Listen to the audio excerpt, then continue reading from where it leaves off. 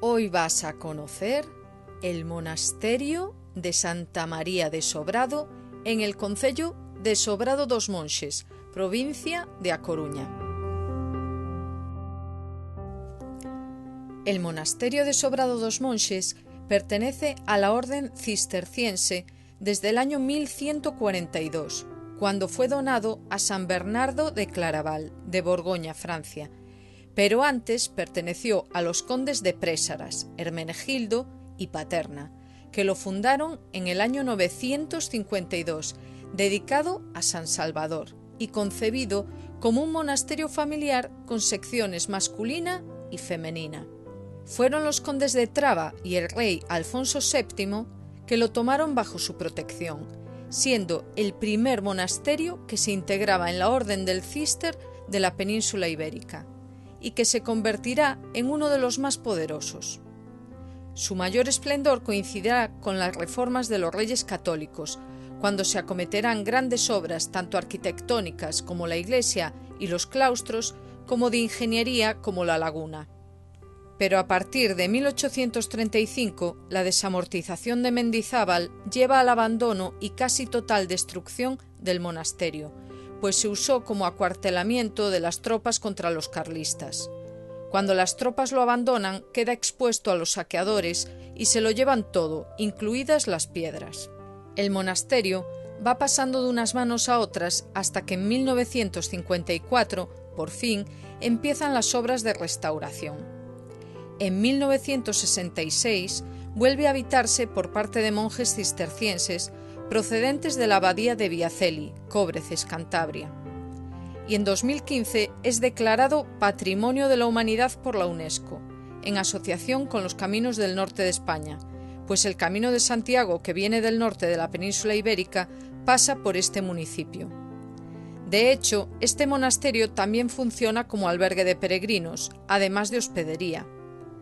Actualmente viven 14 monjes que ocupan la zona del claustro del siglo XVIII, que es privado, y por eso ruegan que se respete el ambiente de paz y tranquilidad propio de un monasterio.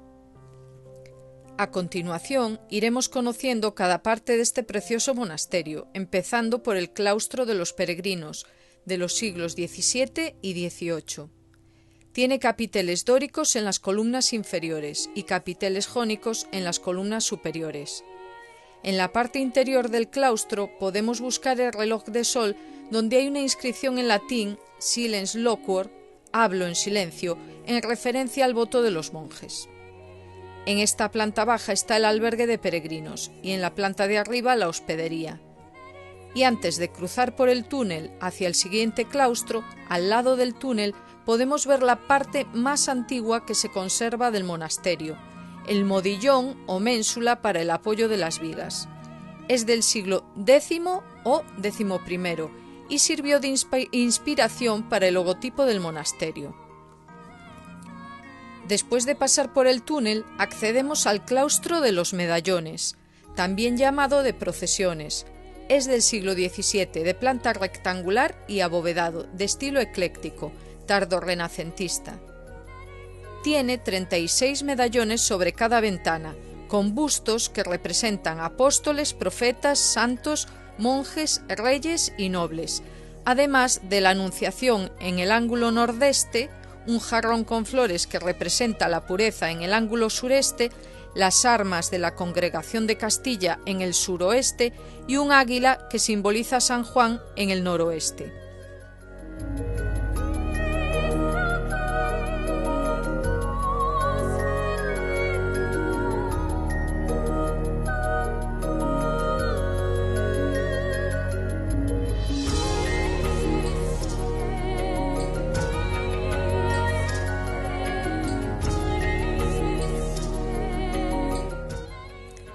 Si damos la vuelta al claustro en sentido contrario a las agujas de un reloj, podemos acceder a la cocina del siglo XIII, que sufre cambios en el siglo XV y posteriores, con una chimenea central y hogar que permiten un mejor acceso, ejemplo del austero gótico cisterciense temprano, que da prioridad a las formas y estructuras, juegos de luces y proporciones en vez de a la estética.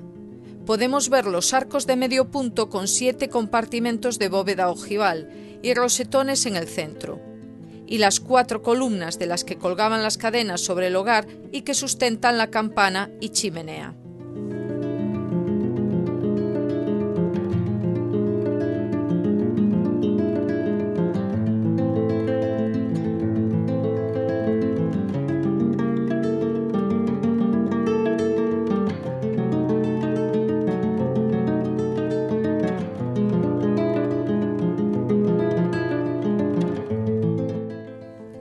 Si salimos de la cocina y seguimos dando la vuelta al claustro,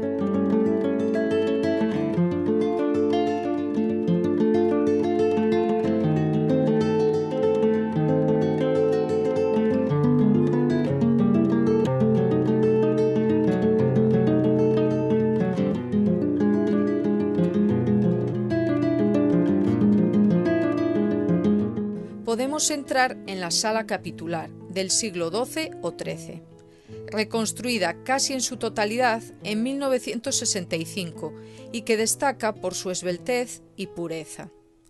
Los diferentes capiteles y ménsulas románicos del interior son fragmentos del claustro románico anterior al actual de los medallones.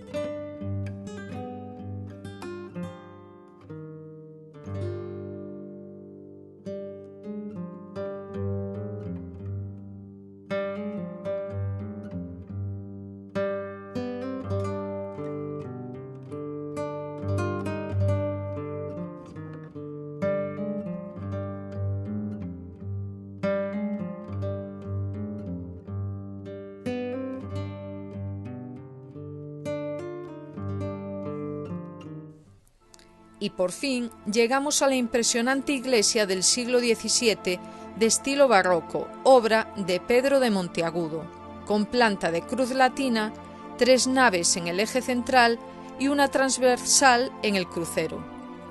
La altura de la cúpula es de 35 metros. La galería del coro superior que da al oeste descansa sobre una bóveda de piedra horizontal. La cornisa que recorre toda la iglesia tiene más de 1 metro de ancho. Los arcos laterales están ricamente trabajados en sus arranques, al igual que el friso de la parte inferior de la cornisa. En lo alto de la bóveda de crucero norte aún se puede ver la cruz roja de la Orden Militar de Calatrava. En la bóveda del transepto sur se puede ver la cruz de Alcántara y en la bóveda del presbiterio la de los templarios, o la Orden de Cristo como se la conocía en Portugal.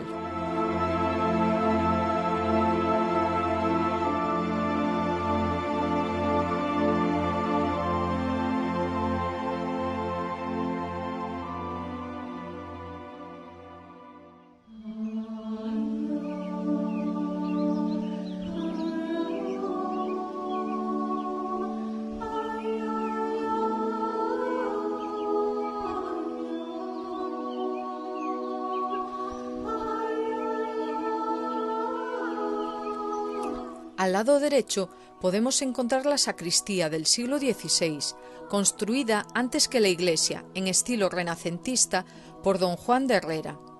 El pasaje de entrada tiene un trampantojo, con un estrechamiento en la entrada que se va ensanchando progresivamente para centrarse en el altar de enfrente.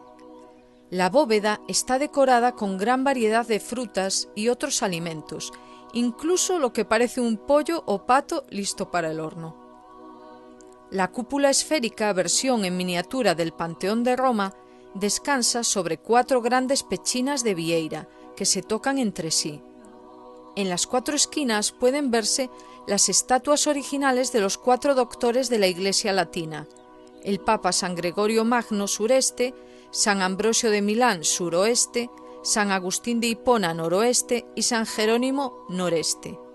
Y si seguimos por la derecha descubriremos un anexo del siglo XVII, la Capilla de las Reliquias, donde se encuentran 2 frescos de la década de 1980. Desde la ventana de esta capilla se puede ver el claustro privado de los monjes.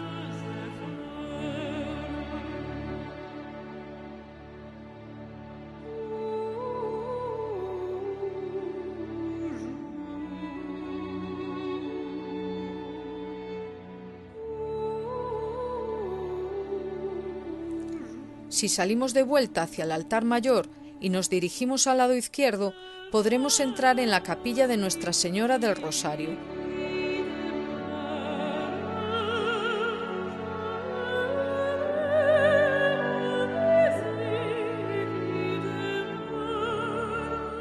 Del siglo XVII, la parte más barroca de la iglesia, construida por Domingo de Andrade. La puerta muestra a Adán y Eva con la serpiente enroscada en el árbol del paraíso en lujoso estilo italiano.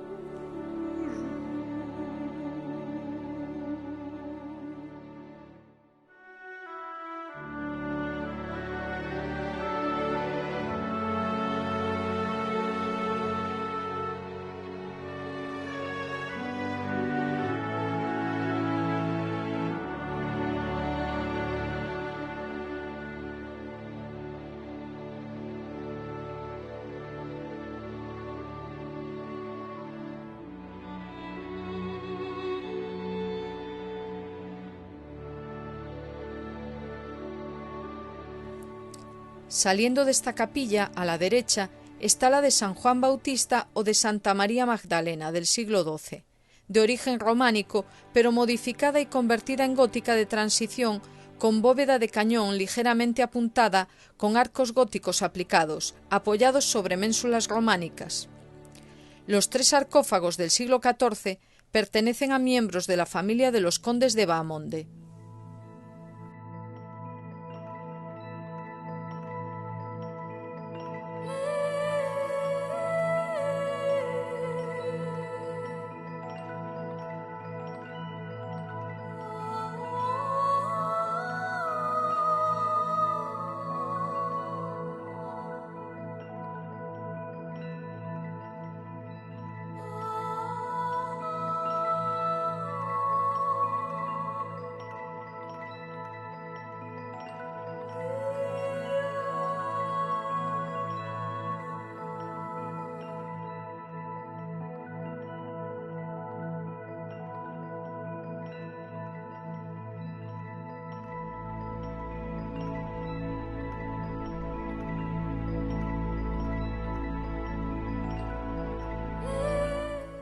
Y acabamos el recorrido saliendo del monasterio para recrearnos en la fachada barroca del siglo XVII, obra de Pedro de Monteagudo. Sobre la puerta podemos observar una imagen de Nuestra Señora de la Asunción, patrona de la Orden. Las 4 columnas profusamente decoradas enfatizan el empuje vertical de la fachada, al igual que las 2 torres con linternas. Sobre el ventanal se puede ver el escudo de Castilla y León sobre un águila imperial bicéfala y rodeado por la Orden del Toisón de Oro. En el vértice, una escena del Calvario con una cruz central flanqueada por estatuas de Nuestra Señora y San Juan. Y si te preguntas si puedes ver algo más en este concello que este impresionante monasterio, ya mencionamos la Laguna de Sobrado, protegida por la Red Natura 2000 por su riqueza en flora y fauna, que lo convierte en uno de los humedales más importantes de Galicia. Aquí podrás disfrutar de nutrias, ranas rojas y de patas largas, tritón jaspeado, serpiente de agua, cerceta real, martín pescador, focha común, abedules, robles, alisos, fresnos, nenúfares, juncos o tréboles de agua, entre otras muchas especies. Toda esta riqueza se la debemos a los monjes, que crearon la laguna en el siglo XVI para disponer de agua de regadío y un vivero de truchas. Tiene una superficie de 10 hectáreas y desde el año 1992 se la cedieron a la Sociedad Galega de Historia Natural. Y por último, también podéis visitar el campamento romano de Aciadella, descubierto a principios del siglo XX. Era rectangular con unas dimensiones de 172 por 140 metros, con una muralla que lo rodeaba y un foso paralelo a ella. Intentad informaros antes de ir porque cuando nosotros fuimos estaba cerrado y está a 5 kilómetros del centro del pueblo. Realmente un pueblo con lugares muy especiales a visitar, para una excursión que podéis completar en una tarde. Recordaros que podéis seguirme en mi canal de Telegram About Galicia, donde comparto mucha más información, fotos y vídeos de forma totalmente gratuita. Espero que os haya gustado y si ha sido así, regaladme un like, suscribiros que es gratis y me ayuda mucho y compartid para que llegue a más gente. Muchas gracias y hasta la próxima.